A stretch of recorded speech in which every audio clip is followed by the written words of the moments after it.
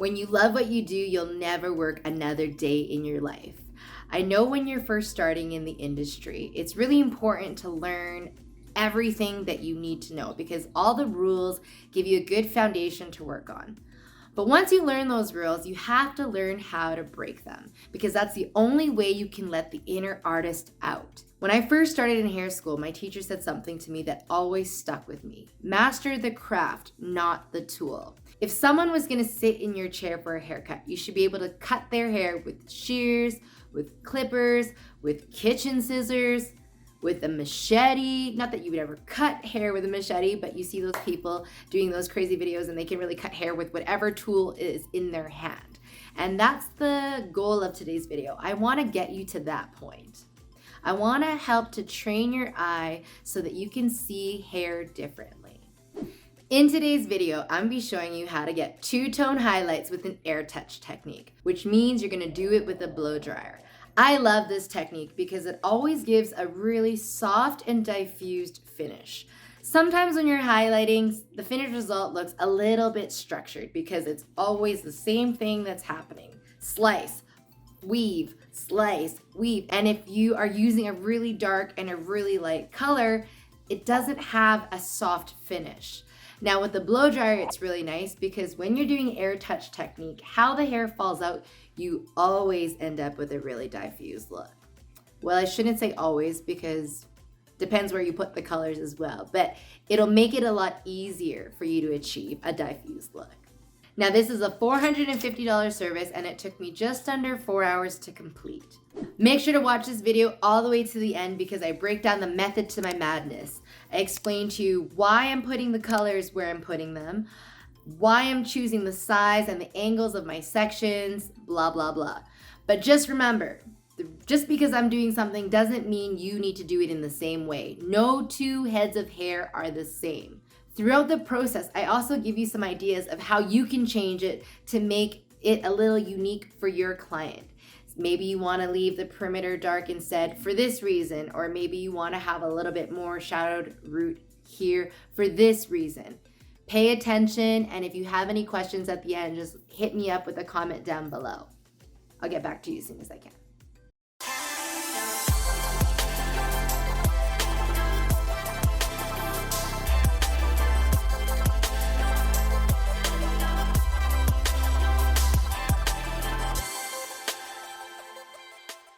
So the first thing I'm gonna do is I'm gonna start with her base color. I'm doing this strategically because then it gives me a base, an even base to work on.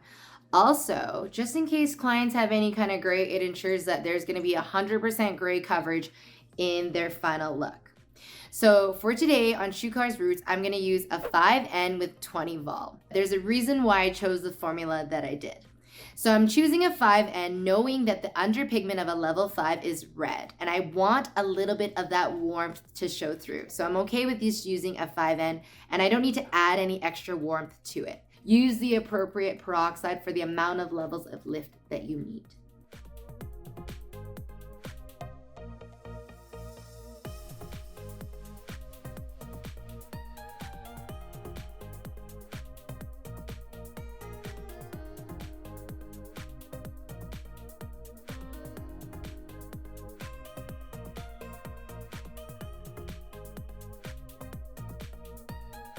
We're gonna start in the back and we're gonna do a brick lay pattern.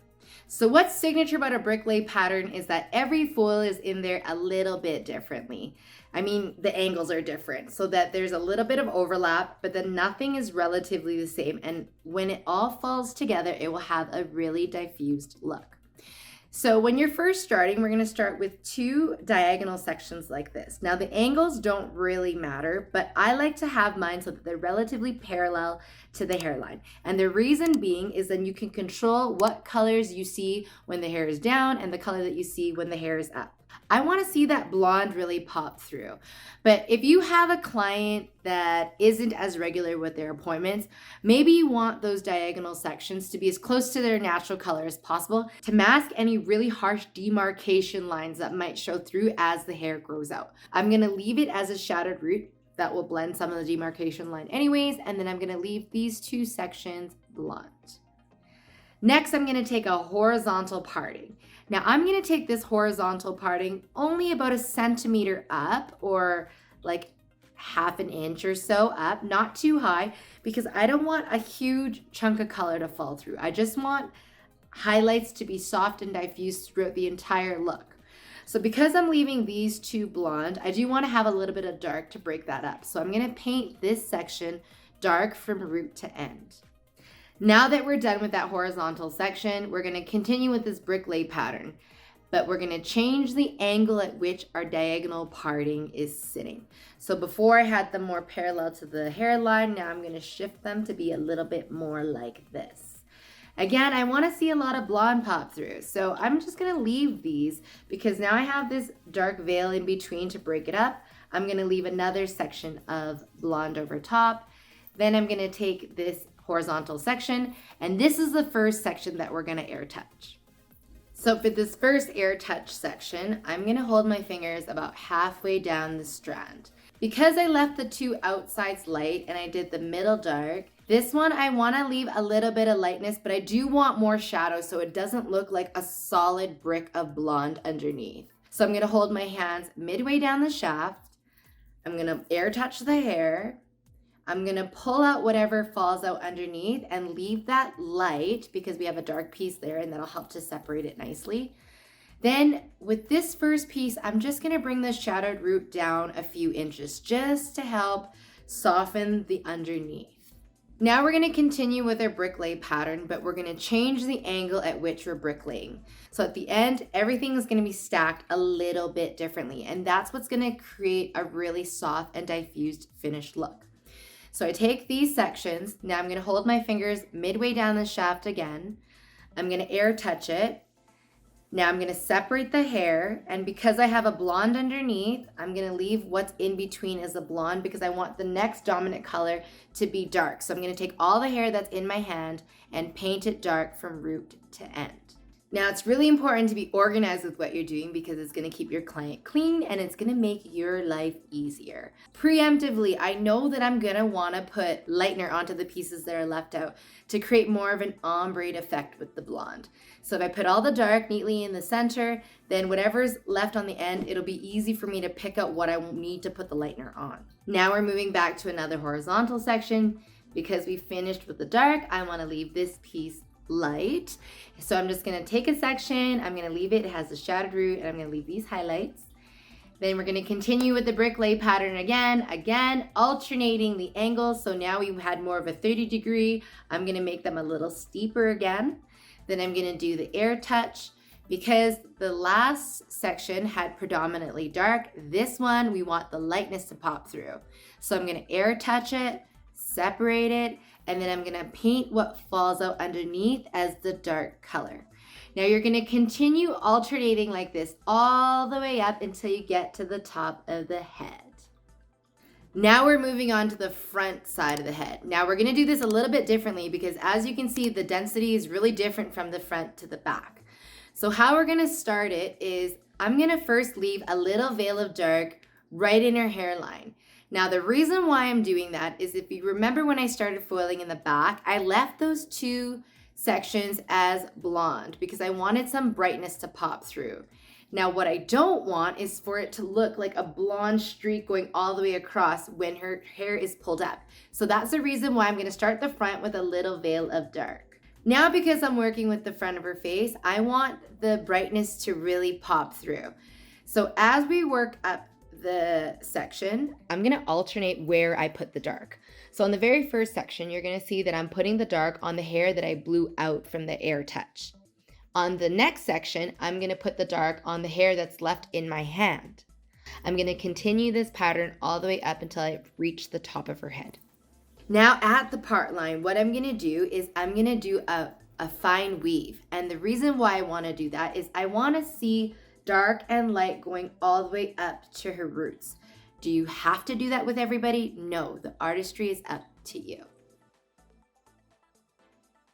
On to the second front quadrant. You're basically going to do exactly what you did on the left side and on the right side. You want them to be symmetrical. So you're going to continue with the veil of dark, and then you're going to have your air touches.